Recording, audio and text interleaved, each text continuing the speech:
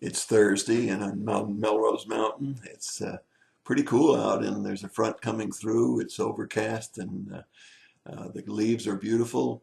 I'll include a few pictures of the leaves at the very end of this video so that you can see what they're like. I'm going to try to post a longer video on my Facebook page so that if you'd like to see how the leaves are looking up here, that you'll be able to see a little longer look. A number of years ago, I heard a funny story about two ducks and a frog that were living in a little pond.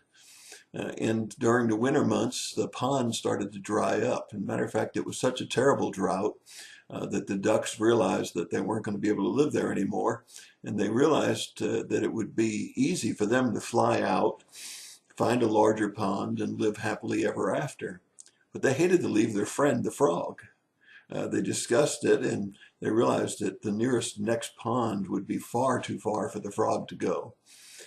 So they talked for a few minutes and told the frog that they just hated to leave him, but they would have to do that.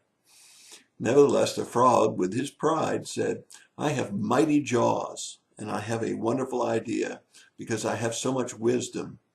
You take a stick and hold it between your beaks, and I'll hold on to the stick in the middle, and you can fly me out. My mighty jaws will hold on to the stick, and you can fly me to the next pond with the two of you holding the stick at each end and me holding it in the middle."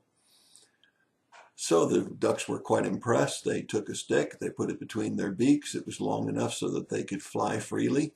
The frog clamped on to the center, and just before they took off, they said, "Now, are you sure that you can hold on?" And he said, "Oh," with all of his pride, he said, "My mighty jaws will allow me to hold on." And so he grabbed hold of the stick, and the ducks took off. Now, ducks fly at a very high height, especially when they're going to fly a long distance. So they started going higher and higher.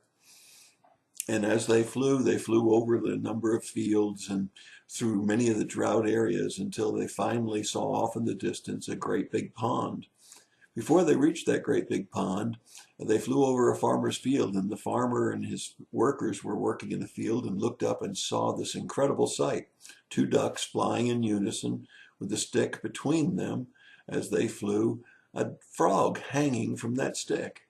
One farmer turned to the other and he said, "What an amazing thing. Those ducks are helping that frog fly from a drought-rusted area to a larger pond. I wonder whose wonderful idea that was, and I wonder how this all came to pass." And so they said, "I wonder if it was one of the ducks that thought of it, or if it was the frog that thought of it."